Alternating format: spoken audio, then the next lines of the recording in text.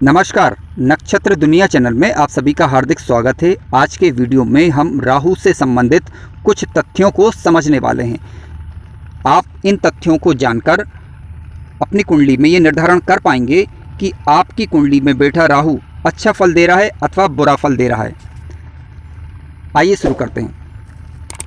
मित्रों, ध्यान रखें कि राहु जब कभी भी कुंडली के अष्टम भाव में और द्वादश भाव में बैठता है तो यहाँ राहु के विपरीत रिजल्ट देखने को मिलते हैं, यानी बुरा माना गया है। एक प्रकार से देखा जाए तो कुंडली के अष्टम भाव में और कुंडली के 12वें भाव में। कुंडली के अष्टम भाव से हम जीवन और मृत्यु का विचार करते हैं, आकस्मिक घटनाओं का विचार भी करते हैं। राहु यहाँ बैठता है तो आकस्मिक दुर्घटनाओं का ये कारण बन सकता है।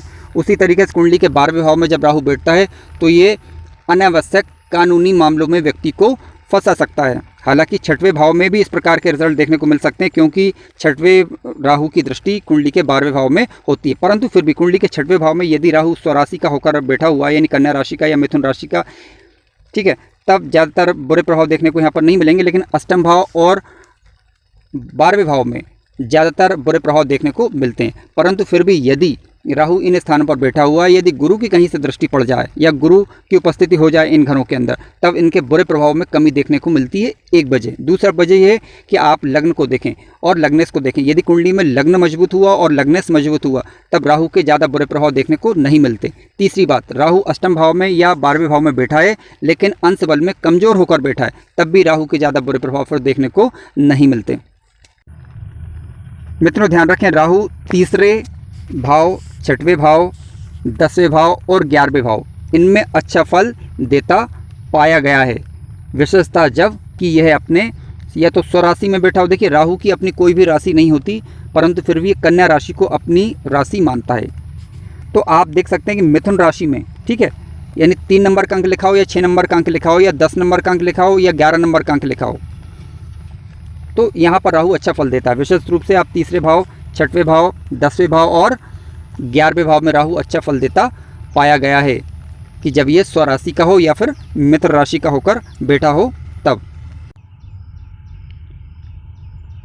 राहु के मित्र हैं शुक्र, बुध और शनि, यानी राहु शुक्र, बुध और शनि को अपना मित्र मानता है। परंतु वास्तविकता में अगर हम देखें तो राहु और शुक्र जब भी एक साथ बैठेंगे तो कुंडली में लंपट योग बनाएंगे। लंपट योग के कारण होता यह है कि व्यक्ति का झुकाव विपरीत लिंगी के प्रति होता है और व्यक्ति के अंदर एक मानसिक भटकाव पैदा होता रहता है, जिसके कारण समाज में उसे अपमानित भी होना पड़ सकता है। बुध के साथ बात करें तो जड़ बुद्धि योग बनता है, यानी व्यक्ति का मन या कह सकते हैं कि बुद्धि भटकाव वाली होती है। अगर राहु का प्रभाव ज़्यादा हुआ तो राहु अपना वहाँ पर कह सकते हैं कि फ़ायदा देखने की कोशिश करेगा, यानी बुद्धि में भटकाव लाएगा। यदि हम बात करें तो राहु को शनि के समान फल देने वाला माना गया, परंतु राहु और शनि जब भी मिलेंगे तो शापित योग बनाएंगे। शापित योग के कारण व्यक्ति का जीवन संघर्षमय हो जाता है। लेकिन यदि हम बात करें तो राहु और शुक्र के साथ लंपट योग का निर्माण तो होगा, परंतु राहु और शुक्र एक साथ बैठे हों और वहाँ पर यदि शुक्र की राशि लिखी हुई हो तब लंपट योग का निर्माण तो फिर भी होगा। परंतु ऐसी स्थिति में राहु शुक्र के समान फल देगा, यानी अब शुक्र यदि अच्छा हुआ तो राहु अच्छे फल देगा। और यदि बुध, उसी प्रकार बुध की बात करें, बुध की राशि लिखी हुई हो, बुध ग्रह बैठा हुआ है और राहु बैठा हुआ है, तो बुध के समान फल देगा, यानी बुध शुभ हुआ तो शुभ फल मिलेंगे, बुध अगर अशुभ होता है तो अशुभ फल देखने को मिलेंगे। उसी प्रकार शनि की बात करें, यदि शनि अपनी ही राशि में बैठा है और वहाँ पर राहु बैठा हुआ है तो फिर शनि के यदि अच्छा हुआ कुंडली में तब आपको शनिवत फल देखने को मिलेंगे। यदि मान लीजिए शनि बुरा हुआ तो शनि के बुरे प्रभाव देखने को मिल सकते हैं। आइए बात कर लेते हैं राहु के शत्रु ग्रहों की। मित्रों, ध्यान रखें, राहु के शत्रु ग्रह सूर्य, चंद्र और मंगल होते हैं। सूर्य और चंद्र की बात करें तो राहु, आपको याद होगा कि स्वरभानु नामक राक्षस का सिर भगवान विष्णु ने अपने सुदर्शन चक्र से उड़ा दिया था, यानी कह सकते थे काट दिया था। तो उस दौरान जब अमृतपान हो रहा था तो राहु की जो शिकायत थी सूर्य और चंद्र ने ही भगवान विष्णु से की थी, जिसकी वजह से राहु सूर्य और चंद्र को अपना कह सकते हैं कि शत्रु समझता है। ठीक है, तो जब भी सूर्य और राहु एक साथ बैठेंगे या फिर सूर्य और चंद्र एक साथ बैठेंगे, अंशात्मक रूप से यदि ये नज़दीक आ जाएं तो राहु सूर्य और चंद्र को ग्रहण लगा देता है, तो ग्रहण दोष का ये निर्माण करता है। अब मंगल की बात कर लेते हैं। देखिए, राहु और मंगल जब एक साथ बैठेंगे तो कुंडली में अंगारक योग का निर्माण होगा, जिसके परिणाम स्वरूप अब देखिए मंगल जो है वो अग्नि तत्वीय ग्रह है और राहु वायु तत्वीय ग्रह है।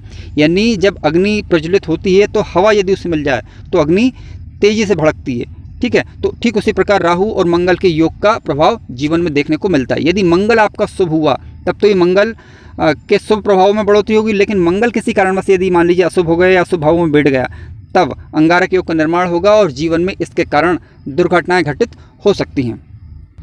मित्रों, आइए अब बात करते हैं राहु और गुरु के विषय में।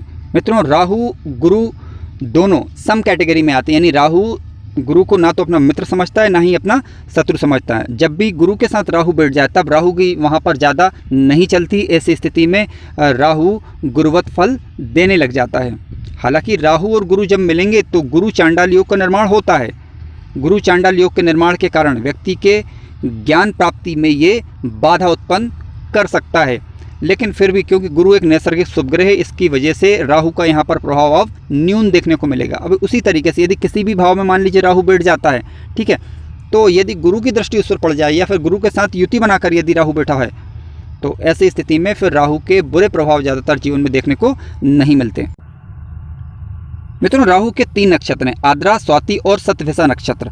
जब कभी भी राहु इन नक्षत्रों में आकर बैठता है, आद्रा, स्वाति और शतभिषा नक्षत्र में, तो वो राहु स्व नक्षत्र का होता है और ऐसा राहु फिर ताकतवर होता है। यदि अन्य किसी ग्रह की बात करें, यदि अन्य कोई ग्रह इन नक्षत्रों में आकर बैठ जाता है और विशेषकर राहु के शत्रु ग्रह हों तो ऐसी स्थिति में फिर वह ग्रह कमज़ोर पड़ने लग जाते हैं। हालांकि उन ग्रहों का अपना प्रभाव भी होगा, तो फिर यहाँ पर हमें ये देखना होगा कि जो ग्रह राहु के नक्षत्रों में बैठा हुआ है उसका अंशबल कितना है, यानी वह अंशबल में मजबूत है अथवा नहीं, इन बातों पर भी हमें विचार करना होता है।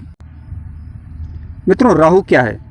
राहु मानसिक भ्रम है, छल है, कपट है, धोखा है, कारावास, कानून को न मानने वाला, शमशान, नशा, बिना सोचे समझे कार्य करना, छलावा, शेयर मार्केट, इस प्रकार की चीज़ों को राहु रिप्रेजेंट करता है। यदि आपकी कुंडली के अंदर राहु अच्छा है तो ये आकस्मिक धन लाभ कराता है, यानी कह सकते हैं कि कम समय में व्यक्ति को बुलंदियों पर पहुंचाने वाला ऐसा राहु होता है। परंतु यदि यही राहु बुरा प्रभाव देने लगे तो व्यक्ति दूसरों से छल कपट करने लगेगा, बिना सोचे समझे कार्य करेगा, अनावश्यक मेहनत करवाएगा और ऐसे कार्य करवाएगा कि जिससे व्यक्ति अपने ही बुने हुए जाल में फंस जाता है। यानी कह सकते हैं कि राहु चाहे कुंडली में कितना ही अच्छा हो, मित्रों ध्यान रखें, लेकिन कोई भी ग्रह अपना मूल स्वभाव कभी नहीं छोड़ता। जैसे कि राहु का मूल स्वभाव है मति को भ्रमित करना। मित्रों, राहु का जो रत्न होता है वह गोमेद रत्न होता है। यदि राहु आपकी कुंडली के अंदर शुभ है तब आप राहु का रत्न गोमेद धारण कर सकते हैं। हालांकि गोमेद धारण करना है अथवा नहीं करना है इसका निर्धारण कुंडली विश्लेषण के पश्चात ही किया जा सकता है। जब कभी भी आपको राहु से संबंधित उपाय करने हो तो राहु की जो दिशा होती है वो नैऋत्य कोण होता है, यानी दक्षिण पश्चिम का जो कोना होता है उसे नैऋत्य कोण कहा जाता है।